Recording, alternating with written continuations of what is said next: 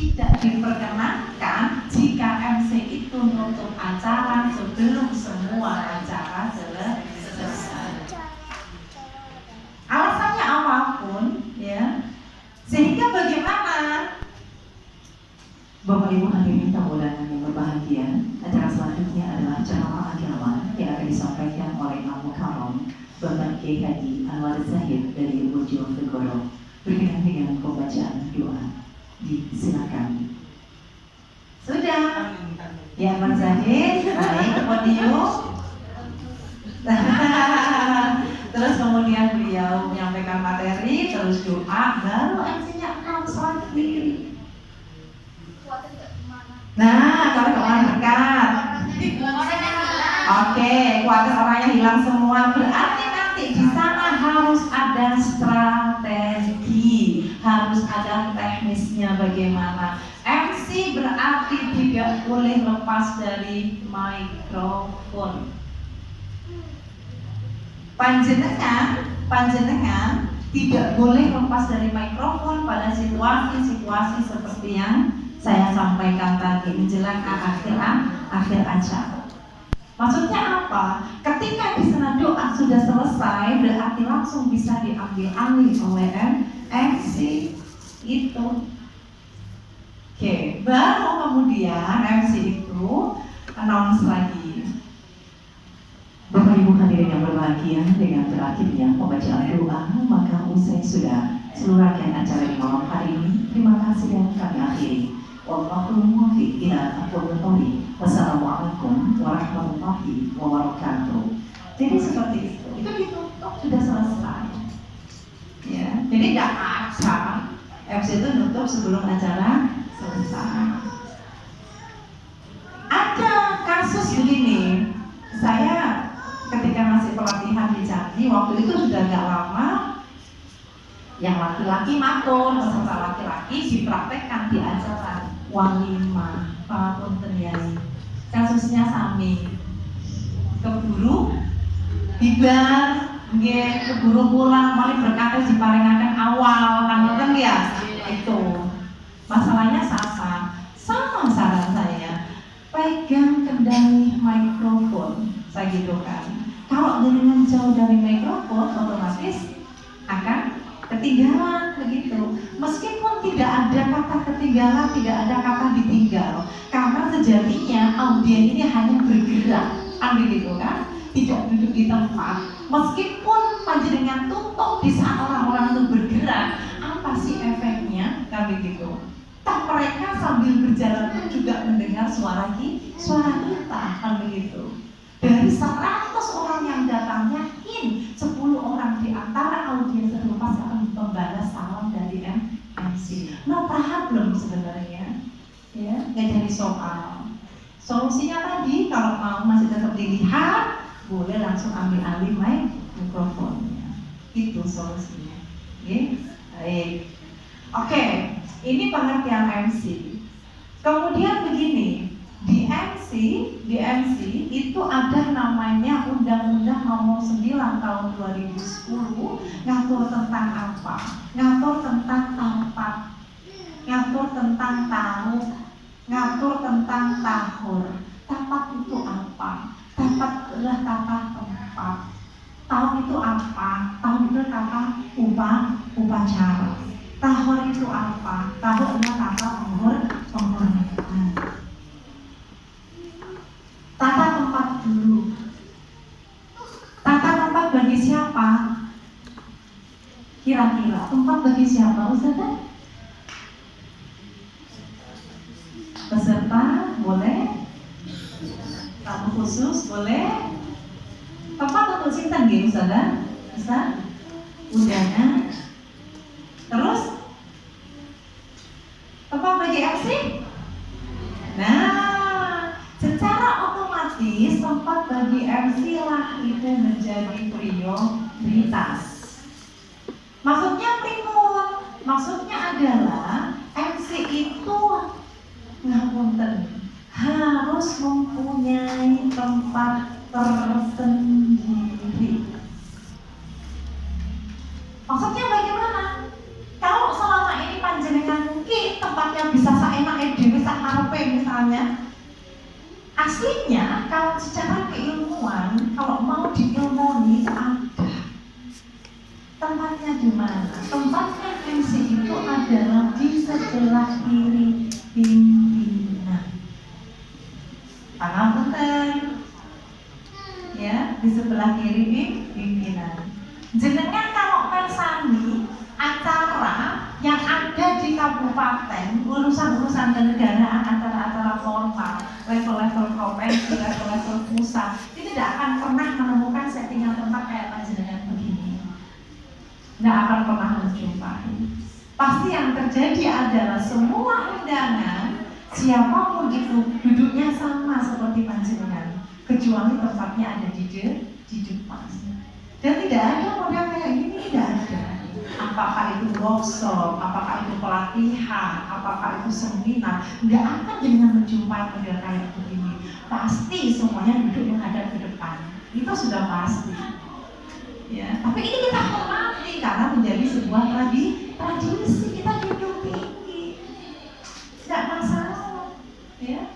Oleh karenanya posisi MC itu adalah di sebelah kiri pimpinan. Kalau misalnya settingan tempat kayak begini, di mana posisi MC-nya? Idealnya ada di sebelah kiri pimpinan. Tetapi persoalannya adalah terkadang itu tempatnya tidak mencukupi. Ini jadi persoalan tersendiri. Ya. Kemudian kalau jenengan di panggung, mohon maaf, MC itu tidak boleh naik ke atas panggung. Mungkin selama ini panjenengan perso, misi mbak kan tampok ayo mbak nek begitu ya biasanya panitia ya. Nah, oke. Memang benar. Terus kayak tampok ayo mbak nek ketok mbak MC-ne sopo nek ero kan begitu ya. Nah, bagi saya masih ada kata toleransi. Karena MC itu adalah tujuannya kita itu memberikan pelayanan, memberikan servis yang baik. Sehingga pangapunten, ketika panitia itu meminta, mbak, nanti mau duduk mbak, mau dipanggung mbak. Harus sama ilmu nih, kalau tidak diundang mana? Kampuna, mbak pikirnya kan begitu ya? Jangan. Nek saran saya tidak apa-apa, itu bagian dari ikhtiar kita untuk jalin komunikasi yang baik dengan panitia. Jangan bilang, kamu lepak ilmu itu kamu nggak diundang. Ya Allah, ya gitu. Tetap kita harus menghormati dalam rangka apa, kita adalah partnership itu saja. Tapi yang penting jangan paham betul, oh ilmu ini begitu maksud saya. Nanti persoalan ketika jenengan punya acara resmi yang sangat-sangat mungkin itu diterapkan. Itu contoh, jenengan adalah salah satu pengampu guru di sekolah dengan mata pelajaran fix begitu, punya kegiatan MGMG, punya kegiatan apa-apa, itu boleh dipraktekkan ilmu ini. Ya, MC itu harus ada di sebelah kiri pimpinan. Itu. Baik, ada pertanyaan sampai di sini? Tambah bingung apa tambah apa? Isi salam. Biasanya itu ada perbolak-balik. Oke, pangapunten. MC itu kalau boleh saya pinjam kalau boleh saya pinjam istilahnya ilmu fikih itu begini. MC itu haram, mohon maaf ya, pangapunten. Nggak boleh memang. Kalau selama ini kan panjenengan personal begini ya. Di sini saya sebagai pembawa acara, mohon maaf. Begitu nggih? Apabila ada salah-salah kata, baik yang saya sengaja maupun yang tidak saya sengaja, begitu kan? Nah, itu panjenengan termasuk ketinggalan zaman. Tak boleh pangapunten. Nggak bisa seperti itu, pangapunten memang seperti itu ya. Nggak ada, sudah tak begitu saja. Selesai pembacaan doa, ya sudah kita akhiri. Bapak Ibu hadirin yang berbahagia, dengan berakhirnya pembacaan doa, maka Maka usai sudah serangkaian acara di malam hari ini. Terima kasih dan kami akhiri. Wallahul muwaffiq ila aqwamit thoriq. Wassalamualaikum warahmatullahi wabarakatuh. Ya, ternyata kamu. Jadi nggak ada orang misalnya nggak ada. Oh, gitu. Ada yang tanya MC, gitu. Pak Ngapunten, itu semua saya tuangkan dalam buku MC saya, ya Pak Ngapunten. Karena saya berangkat dari keresahan Ustaz-Ustazah. Keresahan saya itu apa? Kalau saya hanya mengerti sendiri, tidak saya tularkan. Ini Pak Ngapunten, nek wong sukses siji itu kok kayak aneh kurang bagus, gitu, kurang keren. Tapi kalau sukses semuanya, bisa semuanya, itu menjadi hal yang luar biasa itu. Tepuk tangan dulu untuk kalian itu. Okay.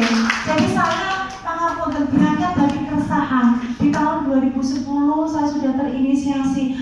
Ojo sampai aku ki iso izin, itu bahasa saya. Karena apa? Pangapunten, buku yang saya jadikan referensi, bacaan jajaran referensi untuk menulis buku MC saya itu, saya pelajari betul.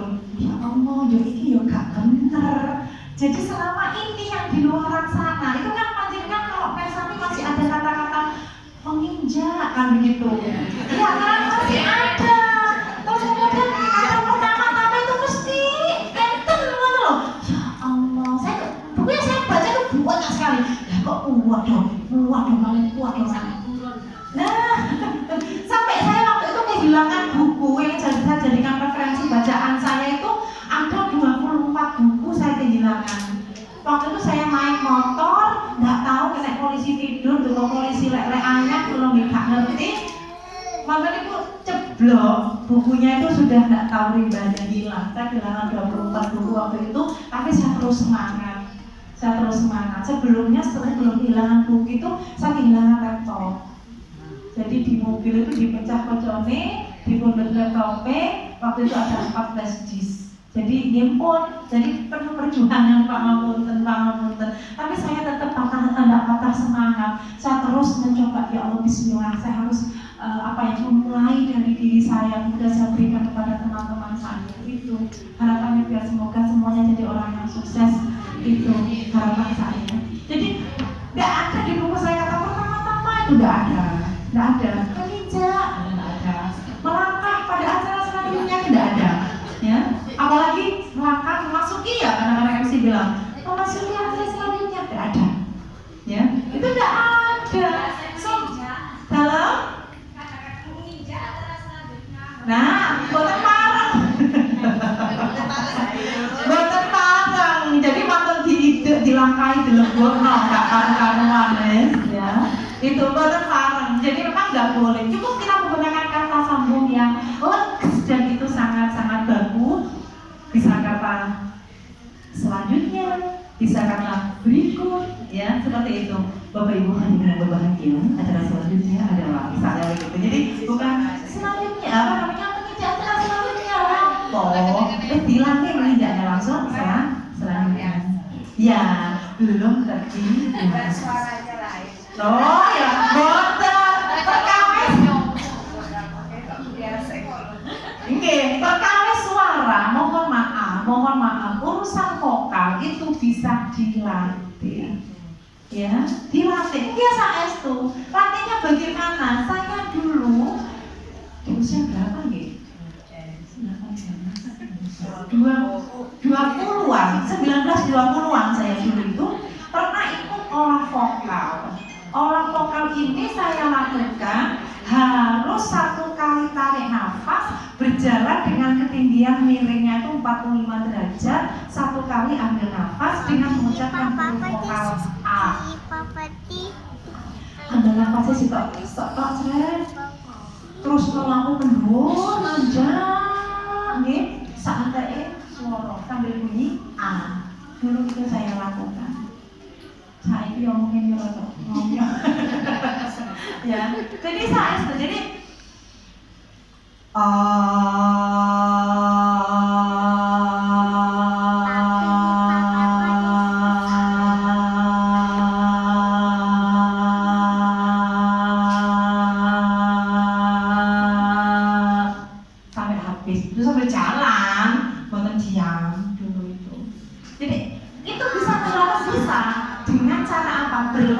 di depan cermin caranya panjenengan. Mek mesa ya memang seperti itu Pak Ngapunten Yai. Saya dulu juga begitu saudara saestu. Sampai kemudian kita menemukan vokal yang terbaik dari diri kita. Tidak ada kata terlambat, tidak ada. Dan MC itu jangan menunggu apa? Nunggu diundang. Ya kesuwen. Ya. Iya. Oke, kalau kita menunggu, ngapunten. Siapa yang tahu potensi kita? Kan begitu. Iya kan? Cenderung apa? Diremehkan. Itu yang terjadi. Tapi kalau kita menjemput, tapi kalau kita menciptakan, itu beda. Ya, kita bukan menekan diri kita, bukan. Ambil peluang, itu maksudnya. Ini bilang ngetek. Biarkan. Iya, Pak Ngapunten. Ketika ada orang berkomentar, orang tampil di depan kemudian ada komentar, itu sudah biasa. Ya, itu sudah biasa.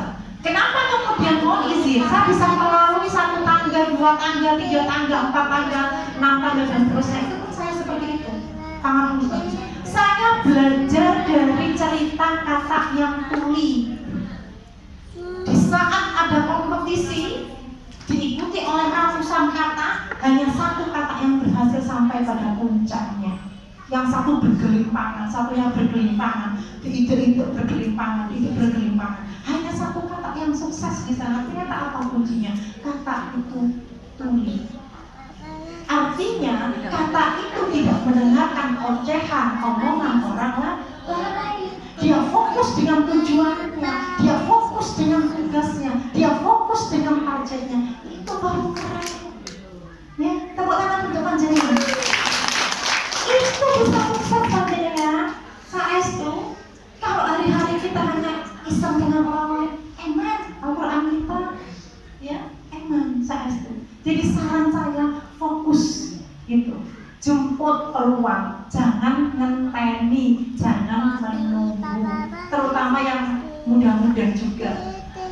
Jenengan sama-sama saya, mohon maaf, juga harus menciptakan. Wis akwai, kasih contoh, kasih teladan. Kita itu bisa ada di depan, juga harus bisa ada di tengah, dan juga harus bisa hadir di belakang. Itu baru keren. Nek kepingin dongang terus, saya jangan. Ya jangan. Orang itu pasti ada masanya. Setiap masa pasti ada orang-orangnya. Ini yang harus dipahamkan. Ya, di depan bisa, di tengah bisa, di belakang juga itu baru keren. Itu teladan gitu loh. Ya gak marah kok, jangan. Ya itu saran saya. Jemput, ciptakan, itu baru luar biasa. Misalnya izin, besok acara kejuaraan di mana? Nanti kita Robin. Ngomong MC keren. Saya ngomong pemainnya ngono, coba ae. Ya, biarkan. Kalau kita tidak tahu potensi kita, mana mungkin kita tahu apakah kita punya bakat, kita punya prestasi. Itu maksud saya. Ya, jangan menunggu, tapi jemput, ciptakan. Apa dilanyaran? Apa yang lalu ada begitu ya? Sudah biarkan saja. Pangapunten, ya. Dimanapun itu, ya orang julid, Abu Jahal, Abu Lahab, itu ada, begitu ya. Tidak hanya Abu Bakar saja, apalagi Abu Gosok, begitu ya.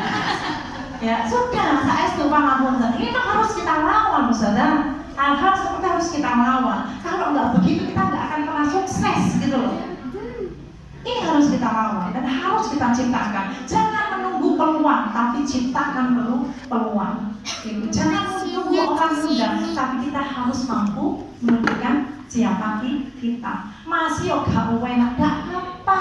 Jadi gak tahu tampil. Iya, iya kan? Nervous sama boten? Mau dikasih tipsnya? Saya tanya, siapa di sini kalau yang mau perform itu tidak pernah nervous, ada apa enggak? Tidak ada. Yang terjadi kalau nervous itu ribut? Sebelah sebelumnya. Oke. Pripun rasanya? Adem-adem.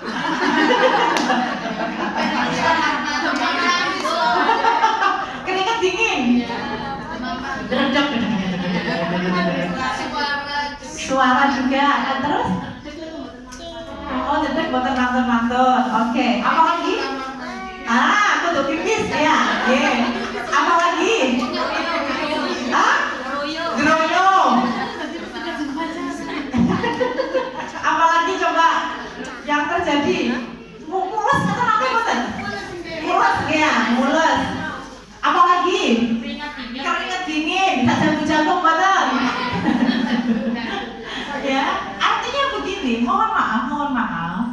Kalau panjenengan perso levelnya Pak Jokowi, levelnya Pak Haji Roma Irama, levelnya Ahmad Dhani dan lain sebagainya, kalau mau perform pasti mereka juga ya, pasti itu.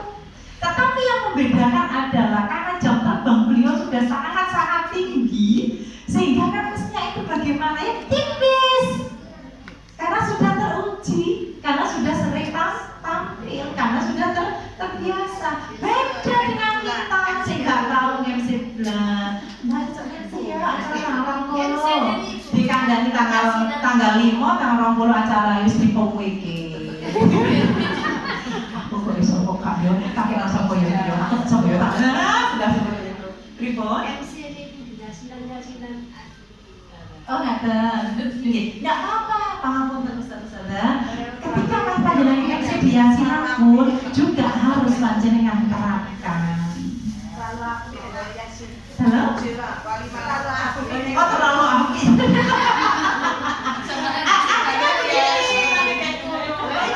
Artinya begini, kita ini tujuannya adalah mengedukasi. Itu tujuannya. Nggih, tujuannya adalah mengedukasi. Kalau enggak kita mulai saat ini, kapan lagi? Tapi kalau MC itu disederhanakan saja bahasanya, disederhanakan. Saketan. Itu disederhanakan itu bisa. Acara yasinan itu bisa disederhanakan dengan apa ya? Yang lebih tidak terlalu kan kalau misalnya kita MC